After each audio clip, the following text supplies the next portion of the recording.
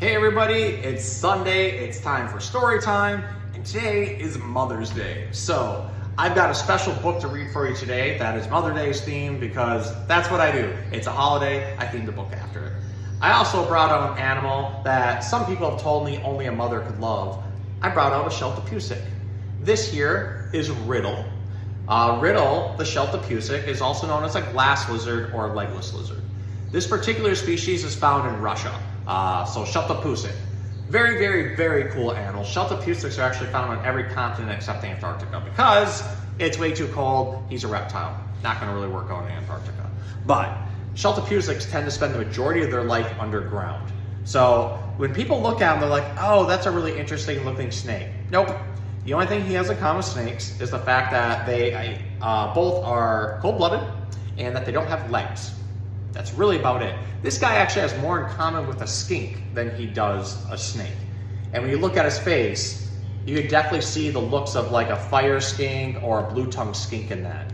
He's really got the same head, same mouth shape and everything else. Now you just gotta imagine stubby little legs on there and there you have it. You got yourself a skink.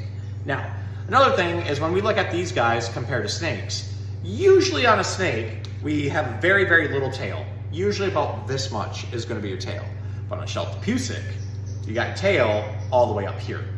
That's how he gets part of his name, glass lizards, because this whole tail, this entire section, when he gets scared or attacked, breaks off. And we know a lot of animals that do this. A lot of geckos do this, and axolotls can do it, starfish and everything else. But what makes him different is when this breaks off, it breaks off into multiple pieces that kind of look like broken glass. And they still have some nerve endings in them, they can flitter around and everything, and that distracts the predator. The predator goes ahead and starts trying to eat all those, and then he just slithers away.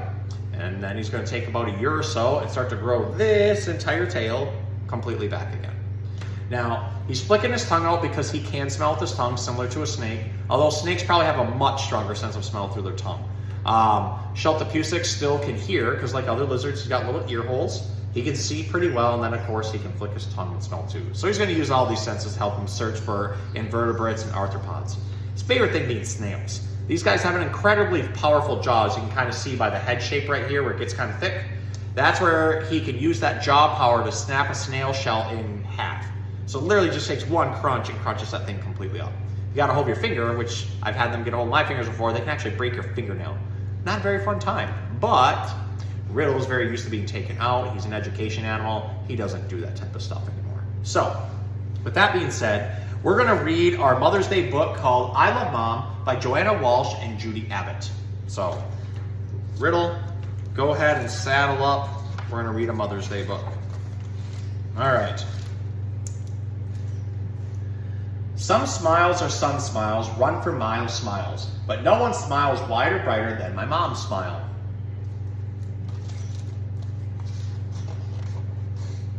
Some games are fun games, but not like mom's games. She can make a paper plate into a plane, a couple of cups into a telephone, a chair into a throne, an umbrella into a slide trombone.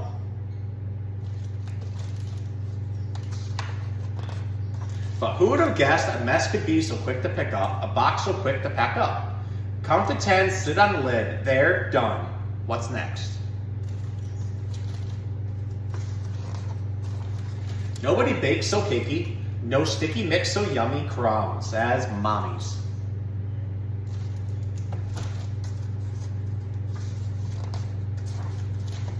But while it's in the oven, there's a dozen other bothers. Whether it's one or another or all together, nobody juggles them like mom, till ding, the baking's done.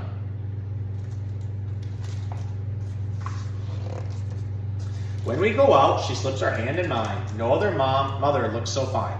No one strolling up the street so neat, so pretty.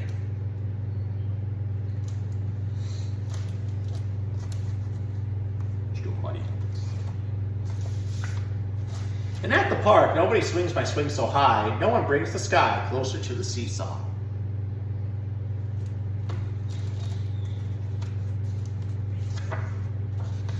No one else sees, down on our knees, the tiny beast creeps except her and me.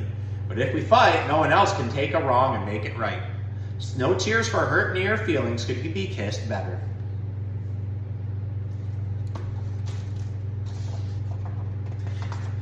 And when we set off back, no long, long way home, so sail slow, could go so quick. No hop, no skip, so slick, over our front doorstep.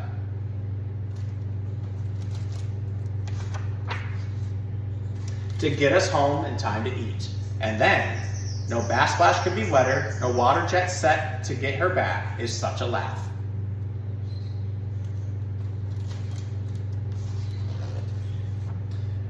No rubs more cuddly than mom's towel hug. No jammies are so warm or so snuggly.